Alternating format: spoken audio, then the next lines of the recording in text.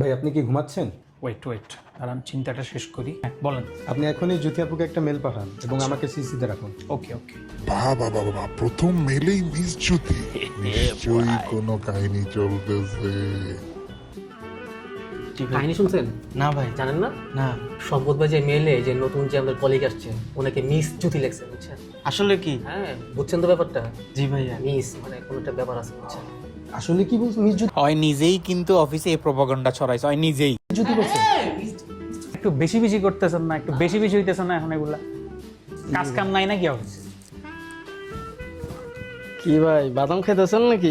খাবেন? না বাদাম কি খামো, বাদামও আপনার, মিস জুতিও আপনার, কি আর বলবো বলেন। ভাই এগুলো একটু বেশি হইতেছে না? থাক ভাই, খান আপনারই দিন, খান। স্যার জ্যোতি ম্যাডাম তো অনেকদিন আসে না, উনি আসবে না?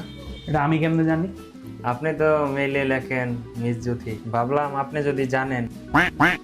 আমি মনে করো মাত্র এগুলা বাদ দাও। ওই জ্যোতি ভাবির কি অবস্থা? যে মেল করছিল যে, তুমি মিস জ্যোতির মেলের ব্যাপারে আরে ভাই পুরো দুনিয়া তো জানে, আমরা কি করবো বলো? এটা একদম বেশি হইতেছে। না দোস্ত, তুই ব্যাপারটা একটু বেশি করে ফেলছিস। প্রথমের দিনই একটা কলিগকে অফিসের মানে মিস জ্যোতি লেখা ফেলাইলি, এটা তো একদম ঠিক হয় না। তুই আপু বলা উচিত ছিল অ্যাটলিস্ট। এটা কি বাংলা লিংকের প্যাকেজ নাকি? 730 টাকার প্যাকেজ পাইছিস বেটা তুই? 80 জিবি ইন্টারনেট, 1 মাসের জন্য ফ্রি টিকটক আর আনলিমিটেড ইউটিউবে সব থেকে বেশি কি আমি করতেছি না, তোরা সবাই মিলে বেশি তুই করতেছিস। বেশি করতেছিস।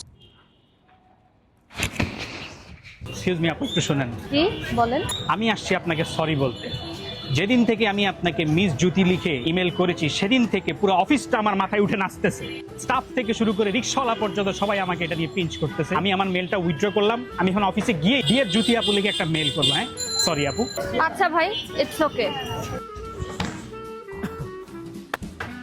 সম্পদ ভাই সামান্য একটা মেল নিয়ে এমন বাড়াবাড়ি করে ফেলে বেশি হয়ে গেল না?